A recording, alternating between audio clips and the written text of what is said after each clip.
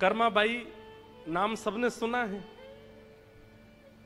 ठाकुर जी के लिए खिचड़ी बनाती थी बिना नहाए धोए, ये बात भी सबको पता है। लेकिन उनके व्यवहार में इतनी सरलता थी, इतनी सहजता थी कि ठाकुर जी उनके यहां खिचड़ी खाने जाते थे। एक बार ऐसा हुआ कि कर्माबाई जगन्नाथपुरी चली गई, और जब अपनी आयु में थोड़ी बड़ी हो गई कर्माबाई, तो जगन्नाथपुरी में ही रहने लगी। एक बार, अच्छा ये बात भी सबको पता था कि कर्मा के पास में महाप्रभु जगन्नाथ जी आते हैं। बहुत ध्यान से सुनिएगा सब लोग। पूरे जगन्नाथपुरी में सबको पता था कि जगन्नाथ भगवान सुबह सुबह मंदिर खुलने से पहले कर्मा के यहां जाते हैं, खिचड़ी पाक के आते हैं। और उसका प्रमाण यह होता था कि जब लोग बाग कर्माबाई के घर जाते थे, कुटिया में जाते, तो या तो कभी महाप्रभु जी की माला वहां मिलती थी, या चंदन की सुगंधी वहां आती थी, या कोई वस्त्र वहां पड़ा हुआ मिलता था। इससे प्रमाणित होता था कि ठाकुर जी आए थे। और फिर सब संत जन जाकर के कर्माबाई से पूछते थे, आज ठाकुर जी कैसे आए थे? फिर कर्माबाई सुनाती, आज ऐसे चल के आए थे, आज तो सुभद्रा जी को गोद में उठा के लाए थे, थक गई थी वो। आज तो दाऊ दादा की गोद में कन्हैया और सुभद्रा दोनों बैठ के आए थे। दाऊ दादा आकर के बोले, अरे कर्मा देख, ये दोनों मुंह पे लद गए, अब जल्दी से खिचड़ी पवा दे। ऐसी ऐसी लीलाएं सुनाती कर्माबाई, और सुन करके सब भावुक हो जाते। लेकिन एक बार एक महात्मा गए, बड़े विद्वान। वो महात्मा, अब जो ज्यादा कई बार ज्ञानी हो जाते हैं ना, बुरा नहीं मानिएगा, ज्ञान होना एक बात होता है, और ज्ञान का आवरण होना एक अलग बात होता है। एक होता है धनवान हैं, और एक है धनवान है नहीं पर दिखा रहे हैं कि हम बहुत धनवान हैं। यहां पे अंगूठी पहन, यहां पे पहन, यहां पे पहन, इधर लटका लिए दो चार। कई लोग ऐसा वो जबरदस्ती दिखाते हैं कि हम बहुत धनवान हैं। कई लोग ज्ञानी नहीं होते पर दिखाते हैं कि हम बहुत ज्ञानी। कई लोग भक्त होते नहीं पर दिखाते हैं कि हमें भक्ति बहुत है। तो ऐसे ही एक महात्मा चले गए। कर्माबाई प्रवचन, आज की लीला सुना रही थी, आज कैसे कैसे ठाकुर जी आए। सबके तो नेत्र सजल हो गए, उनके ऊपर कोई असर नहीं हुआ। सब लोग वहां से जाने लगे। आज ठाकुर जी की खिचड़ी प्रसादी लेकर के सब जैसे जाने लगे, तो वो महात्मा बोले, सब चले जाएं कर्मा, फिर मुझसे एकांत में बात करना। सब चले गए। कर्माबाई बोली, आज्ञा करो। बोले, हमने सुना है तुम नहाती नहीं हो प्रसाद बनाते से पहले, स्नान नहीं करती। नहीं, ऐसी बात नहीं है। वो बाल्यकाल से महाप्रभु जी को प्रिय लगता है ना, तो मैं वैसे ही बनाती हूं। पर मैं रात्रि में स्नान कर ली तो मेरी कोई अपवित्र अवस्था नहीं होती उस समय। मैं बहुत ध्यान से महाप्रभु जी का प्रसाद सिद्ध करती हूं। नहीं, गलत है। देखो, वो तो भगवान है, वो तो करुणा में है। बहुत ध्यान से सुनिएगा, वो तो कृपालु हैं, वो तो करुणावतार हैं। वो तो तुम्हारी हर भावना स्वीकार करेंगे, पर तुमको चाहिए कि तुम शास्त्रीय नियम का पालन करो। वो तो परमात्मा है, वो कुछ नहीं बोलेंगे। लेकिन इन सब का तुमको एक बात और बता दूं। बोले, क्या? ये सब तुम्हारे पूर्व जन्म में किए गए पुण्य हैं, जिनके फल से जगन्नाथ जी तुम्हारे यहां प्रसाद पाने आते हैं।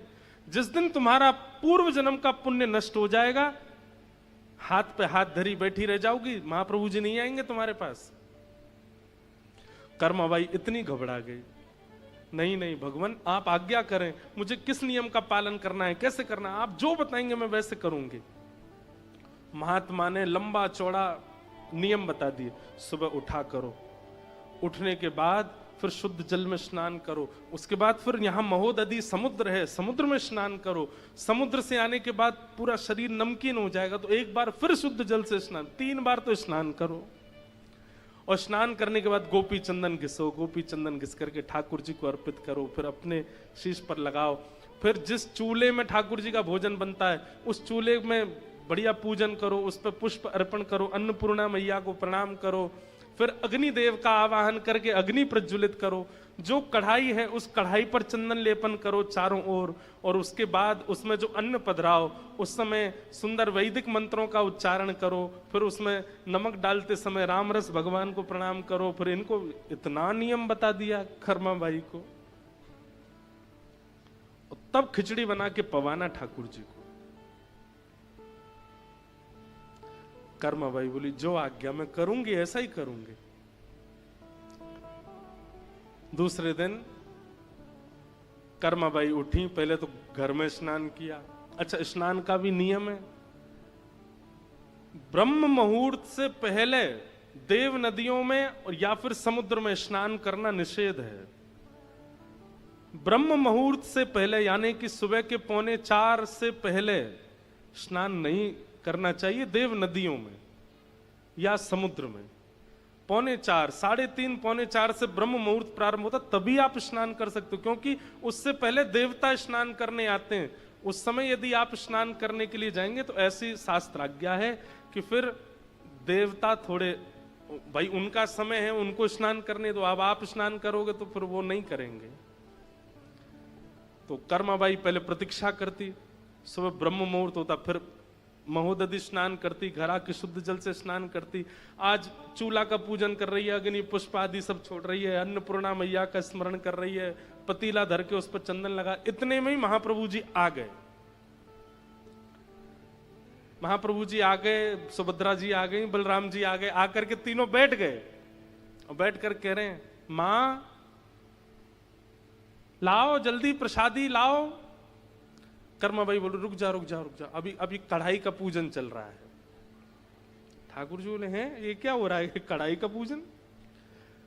सुभद्रा जी बोली आज देख रहे हो कर्मा के केश कढ़े हुए हैं, बढ़िया जूड़ा बना है, आज नहा धो के बना रही है। बलराम जी बोले वो सब तो ठीक है, हमारी मंगला आरती का समय हो रहा है, और ये कर्माबाई अभी तक ये कढ़ाई को ही पूजन कर रही है। उसके बाद अब उसमें दाल भी डाले तो कोई मंत्र बोले, उसमें चावल डाले तो कोई मंत्र बोले, नमक डाले तो कोई मंत्र बोले, हल्दी आदि डाले तो भी मंत्र बोले। इसी बात के लिए ठाकुर जी बार बार बोले जल्दी कर मां, मां जल्दी कर, इसीलिए उनका नाम कर्मा पड़ा। जल्दी कर मां, मां जल्दी कर। लेकिन ब्रह्म मुहूर्त निकल गया, ठाकुर जी की मंगला आरती का समय हो गया, और ठाकुर जी खिचड़ी आधी अधूरी पाकर के दौड़े श्री मंदिर की ओर, क्यों पुजारी द्वार खोल रहे हैं। और उस दिन ठाकुर जी ने कर्माबाई के प्रसादी को पूर्ण ग्रहण नहीं किया। कर्माबाई मंदिर गई, प्रणाम करके आई, ठाकुर जी से बोली जय जय आज आपने आरोगा नहीं। बोले देख हमारी एक बात सुन, एक तो तैने आज बहुत विलंब किया, तैने बहुत समय लगाया, और दूसरी बात बुरी लगेगी लेकिन वास्तव आज तेरी खिचड़ी में स्वाद ही नहीं था, आनंद ही नहीं आया, हमको स्वाद ही नहीं लगा बिल्कुल भी। कर्माबाई बोली मैं तो आपके वैदिक नियमों का पालन कर रही थी, स्नान करके ध्यान करके समुद्र में स्नान करके पूजन करके अन्नपूर्णा प्रणाम ये सब करके। बोले वो सब दुनिया करे, तू मत कर, तू जैसे करती वैसे ही कर, अगर वैसे नहीं करेगी तो हम कल से नहीं आएंगे पाने के लिए, तेरे लिए वो नियम नहीं है। तुम तो कर्मा जैसे करती हो वैसे ही करो, उसमें कोई परिवर्तन करने की आवश्यकता नहीं। कई बार सेवा पद्धतियों को देख करके कई नियम और भाव का बात कह दी जाती, पर एक बात स्पष्ट मानिए, जो बुद्धि से स्वभाव से व्यवहार से बहुत सहजता में आ चुके हैं, चतुराई ने जिनको छुआ तक नहीं है, यदि वो इस प्रकार से सेवा भाव रखते हैं तो उसमें दोष नहीं है।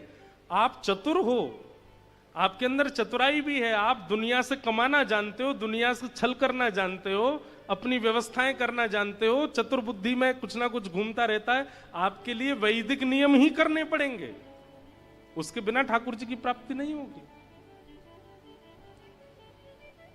जो सहज हैं, एक बात कह दूं, जो भोंदू हैं, जो बिल्कुल सरल हैं, उनके लिए तो वो जैसे करते हैं उसी से ठाकुर जी राजी होते हैं, उसी से ठाकुर जी प्रसन्न होते हैं।